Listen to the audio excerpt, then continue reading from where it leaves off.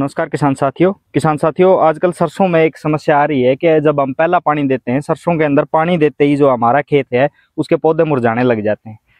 ये इस रोग का क्या नाम है, इसके क्या उपचार है, इसी बात को जानने के लिए हम हरियाणा एग्रीकल्चर यूनिवर्सिटी में पहुंचे हैं। हमारे साथ हैं डॉक्टर राकेश पुनिया। डॉक्टर साहब से जानते हैं कि इस रोग का कारण क्या है और क्या क्या उपचार। किसान भाइयों नमस्कार।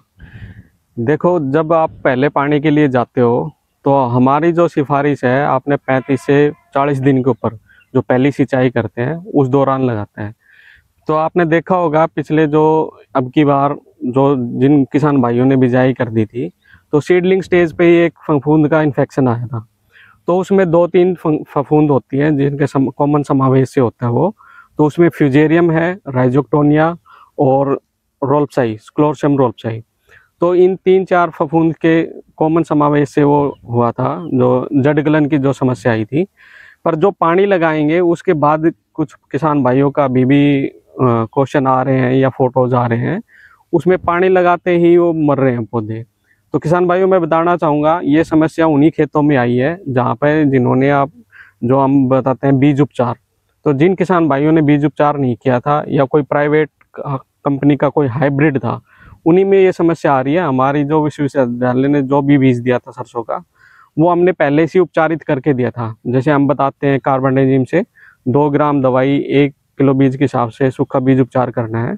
तो पानी लगाने के बाद जो समस्या आ रही है, क्योंकि आपके खेत में जो इनोकुलम सीडलिंग स्टेज पे था वो वहीं पे था। जैसे ही आपने पानी लगा दिया या पानी ज़्यादा लगा दिया और 1-2 दिन के लिए अगर उसमें खड़ा हो गया पानी, जैसे रात को खड़ा हो गया, तो वहीं पे आपके पौधे मरने स्टार्ट हो जाएंगे।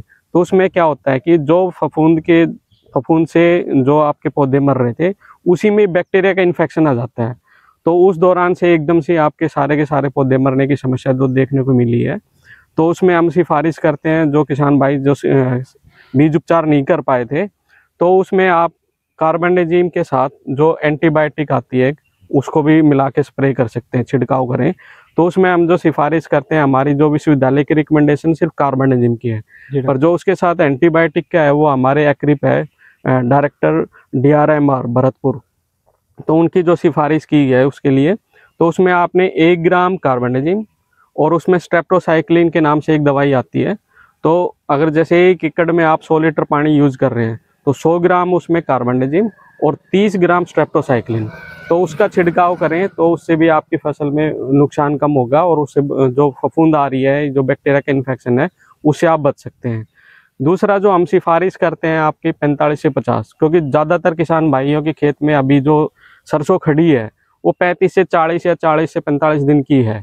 तो जो टाइमली बिजाई कर चुके थे उनके लिए सबसे जो ध्यान रखने जो महत्वपूर्ण बात है, एक तो आप हल्का पानी लगाना है। जैसे आपने पानी लगा दिया उसके बाद आप यूरिया की जो हम सिफारिश करते हैं 35 किलोग्राम यूरिया, तो वो छिड़काव अवश्य करें, क्योंकि आपने आधी डोज बिजाई पे डाल दी थी, अब आधी डोज जो है यूरिया की वो अब छिटा देना है। तो कुछ किसान भाई क्या कर रहे हैं, अभी यूरिया के साथ भी कार्बेंडाजिम को मिक्स करके छिड़क रहे हैं। तो आप ऐसा ना करें, क्योंकि ये सिस्टेमिक फंजीसाइड है। अगर आपने यूरिया के साथ मिला के खेत में डाला, खेत में जाते ही उसका प्रभाव कम हो जाएगा। तो आप उसका स्प्रे जो हम बताते हैं 45 से 50 दिन, जब आपके बिजाई के 45 से 50 दिन हो जाएं, तो उस दौरान कार्बेंडाजिम का जो 50% WP है, तो 1 ग्राम दवाई 1 लीटर पानी में मिला के छिड़काव करना है। वो क्या होता है कि जो तनागलन जो रोग आता है, हर बार आता है खेतों में, आपने देखा भी होगा। तो वो आपको रोग दिखाई देगा फरवरी में, जनवरी के लास्ट में या फरवरी में आपको दिखाई देगा, जब तने पे उस पर सफ़ेद रंग के फफूंद आ जाएंगे। तो उस दौरान आपका कोई कंट्रोल नहीं है। तो आपने स्टेज के हिसाब से ही 45 से 50 दिन आपके बिजाई हो जाए तब उसका पहले छिड़काव करना है। और दूसरा छिड़काव जो हम सिफारिश करते हैं 65 से 70 दिन पे, जो सेम दवाई है उसमें कार्बेंडाजिम 50% WP 1 ग्राम 1 लीटर पानी के हिसाब से छिड़काव करना है। अगर आप ये 2 छिड़काव करते हो तो तनागलन में जो समस्या आती है उससे आप बच सकते हैं। धन्यवाद।